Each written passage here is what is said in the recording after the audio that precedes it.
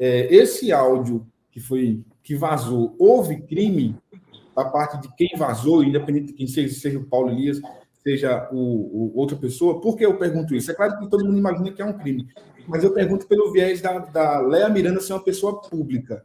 Sendo ela uma pessoa pública, não estaria sujeita a esse tipo de vazamento, digamos assim? Pois para a gente poder entender melhor sobre essa conduta, se há uma possibilidade de haver uma tipificação de acordo com as leis brasileiras, a gente precisa voltar um pouco o nosso raciocínio e voltar nesse raciocínio no tempo, né? Quando a gente não tínhamos tantas tecnologias que permitiam essa disseminação em massa da informação, a gente tinha aquelas famosas fofocas de rua, fofocas de bairro, né, onde muitas vezes um fato atribuído a uma determinada pessoa na rua onde a gente morava se espalhava de forma muito veloz ali naquele ciclo de vizinhança, e às vezes nas cidades pequenas, nas cidades menores, se espalhava pela cidade inteira, sem ter um controle sobre o que de fato era verdade ou mentira, e ao longo do caminho essa informação vai sendo distorcida, essa informação vai sendo manipulada conforme a vontade de cada pessoa que a recebe e da forma que ela quer retransmitir. Com o avanço tecnológico, isso se tornou uma coisa que não tem como mensurar o tamanho desse tipo de dano, caso uma pessoa tenha um áudio, um vídeo, um tipo de conteúdo que seja íntimo, né? Porque é um conteúdo de foro íntimo, ainda que não seja um conteúdo de viés sexual. Mas só do fato de ter uma conversa e essa conversa vaza, há uma repercussão jurídica no mundo jurídico. E aí, com a avançada tecnologia, a gente também trouxe, junto com os benefícios dela, alguns malefícios, né?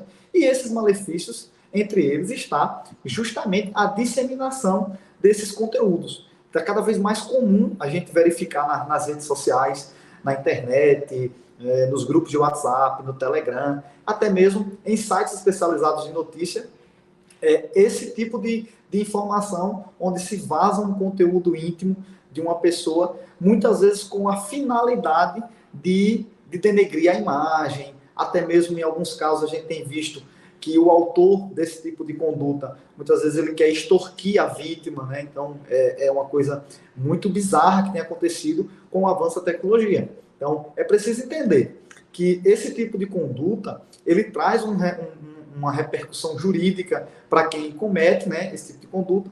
E aí a gente precisa analisar caso a caso para entender se há ou não um cometimento de crime. Claro que com o avanço da legislação, a nossa legislação penal, ela evoluiu bastante nos últimos 20 anos. A gente passou por duas grandes reformas que trouxeram inovações importantes. Hoje o Brasil tem uma das legislações mais modernas do mundo quando fala-se da questão da dignidade sexual, né? Então, é importante lembrar que, se não houver um cometimento de um crime mais grave, é possível ali a gente trazer para a tona a questão da divulgação sem autorização de um conteúdo íntimo, né, conforme é previsto pelo Código Penal Brasileiro, no seu artigo 218-C, que traz justamente essa conduta, né, a tipificação da conduta, que é divulgar, né, áudio, vídeo, material fonográfico sem que haja consentimento de uma das partes, né? Porque muitas vezes você pode, por exemplo, estar numa conversa íntima com uma pessoa e você intencionalmente mandar aquele material ali de conteúdo sexual para o seu interlocutor, e aí essa pessoa ela vai e compartilha de forma indevida, sem a sua permissão, sem a permissão da outra pessoa.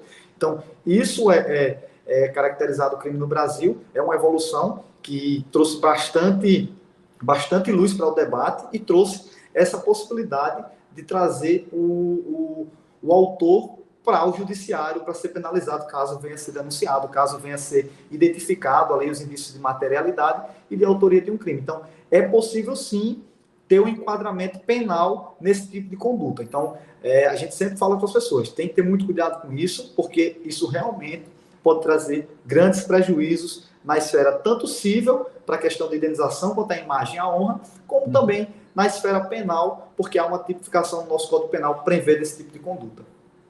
Mas mesmo sendo ela uma pessoa pública, Cássio, não seria... Ela também se enquadra nisso? Qualquer pessoa, Israel, tem direito à intimidade, né? A privacidade e a vida íntima ela é garantida pela Constituição Federal E aí, o fato dela ser uma pessoa pública, dela ser uma pessoa conhecida nacionalmente, não tira dela, não podemos tirar dela o direito dela viver a intimidade. A intimidade que pertence a ela é, inclusive, um bem indisponível. Por incrível que pareça, o que é que isso quer dizer? Você não pode abrir mão da sua intimidade. Né? Eu não quero mais a minha intimidade. Não posso fazer isso. O Supremo Tribunal Federal e as Cortes Superiores têm entendido nesse sentido que a sua vida privada e a sua vida íntima, ela não pode ser aberta à mão como um direito seu. Ela é um direito indisponível, você não pode abrir mão dele. Então, mesmo ela sendo uma pessoa pública, ela tem direito a ter a sua vida íntima e a sua vida privada sendo preservada. Né? A parte da vida pública dela, é a que torna ela uma pessoa pública, é voltada para aquilo que ela faz, para aquilo que ela desenvolve, para a profissão que ela atua. E não para o que acontece dentro da casa dela, não para o que acontece dentro do quarto dela, de um ambiente familiar, de um ambiente de intimidade e do seu familiar.